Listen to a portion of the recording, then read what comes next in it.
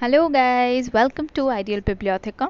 A lot of you shared your doubts over the strategy or the approach towards preparation of UPSC. I have been into this preparation past 4 years. I prepared for 2 years. The third year, I took a break to start with my business, and this is the fourth year. On June 2, 2019, I was to give my first attempt, but it was an attempt where I already knew that I'll not clear. However, I sat for the exam because my parents felt the experience gained could help me somewhere. In those 2 years, I realized how much a strategy is important. However, more than the strategy, it's our planning, and way more than that is organizing. So, here I bring the strategies that could help you.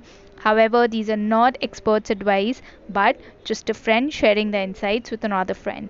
So, let's begin. It's 3 weeks a month for you if you are an UPSC aspirant, and not 4 weeks a month. The last week should completely be kept for revision. Whatever you revise, whatever you study is important, and your revision is more important than what you study. So, 3 weeks you study, and the last week you revise all that you've studied in the 3 weeks and the last month, and any new thing that you would want to. So, revision, revision, revision for that one whole week.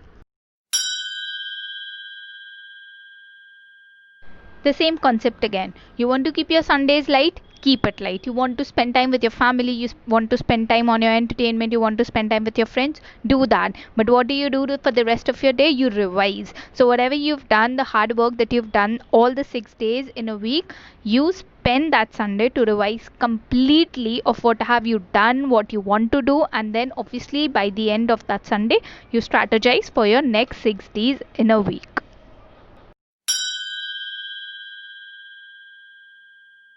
You should know how to link your topics. It's never polity alone, it's never history alone, it's never your geography alone. And when you're doing current affairs, it's not just about current affairs, and when you're doing theoretical, it's not just about theoretical. So you should know that when you're studying polity, when you're studying fundamental rights, how you can link that fundamental rights to other questions, to your other answers, and enhance your answer. In a similar way, when you're studying history, you can know about what all movements that you can implement, or what all you can take out from those events and then put as a strategy here. If you are reading any administration or their way they started doing their work, you can properly implement it in your conclusions that yes, like those people, we can also implement it in our way. So you need to link your topics. You cannot say that I've completed with polity and then your syllabus is left. If you've just completed with polity, you're still more to go.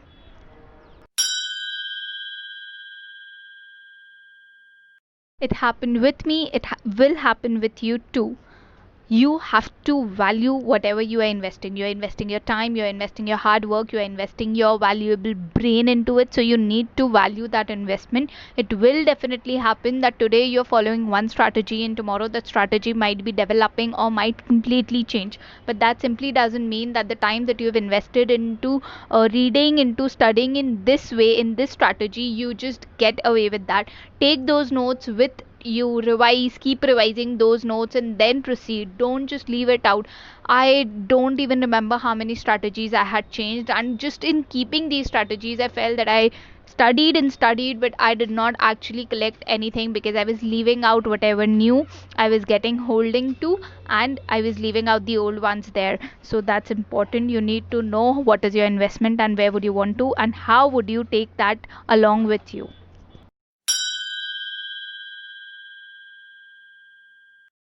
Consistency is not something to be proud of that you have. Consistency is a necessity. It's like the promise that you make to yourself that yes, you would never, never, never turn back from you. You would never take a back step from what you had planned, because yes, no matter what happens, you put yourself the first. You have your self as the priority. That is what consistency is. It's not a luxury, it's a necessity that is required in every individual. Because see, once you start revising, see, suppose you've studied a first chapter today, you took 1.5 hours then next time when you study, you might just take 1 hour, and slowly and gradually you'll realize that the same chapter that took you 1.5 hour at the first page was just taking you 15 minutes now. I would share a very basic, very minimal experience with you. When I started studying, analyzing the Hindu analysis paper,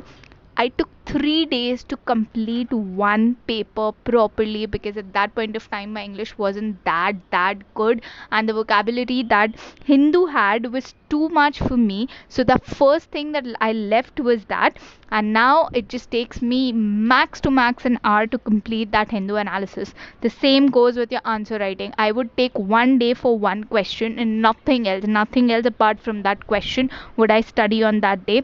But now you all know it's just an hour and I am done with my answer, though with reference, but I am done with my answer. So that's how the importance is, that's how consistency helps you in progressing. Alright guys, this was it with today's video. I hope you all liked all the strategies. Do let me know if this works out for you, and do try to implement in the first case, and comment down your favorite strategy if you have any. Until then, studying, keep revising, and take good care of yourself. We meet soon in the next video, maybe with something again new, creative, or something that could help us in a better way. Okay, that's it. Thanks for watching.